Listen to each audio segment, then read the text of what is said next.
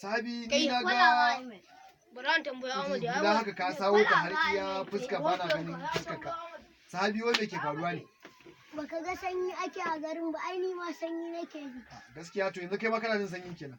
To ai kuma naga ka sa wata jar hula haka mai mu jajajir da ita gata nan kamar sai ka ce an tira ta. Me gon ka samu fara ko baka ko koriya haka yanda tutar Najeriya amma ka samu wata jar hula haka ka saka ta. Wai Sabi me sirrin ne? Ai wannan hula ce mai daraja kuma ta masu daraja.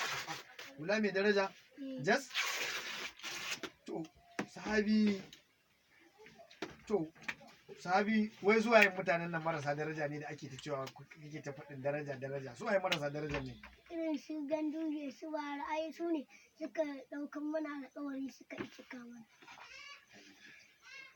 To kamar su waye kuma masu darajar nan daidai in ji su dai.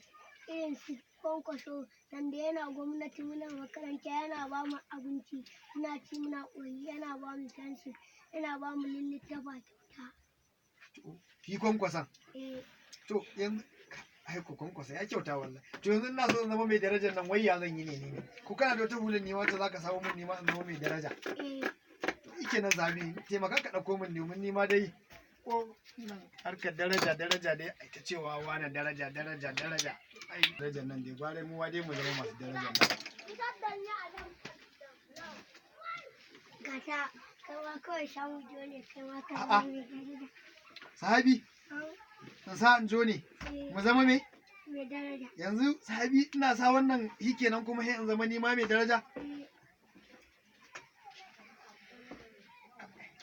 Wallahi tallahi har iska ta fi higata.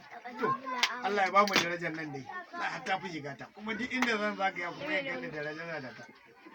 Kenan Allah ya ba mu daraja.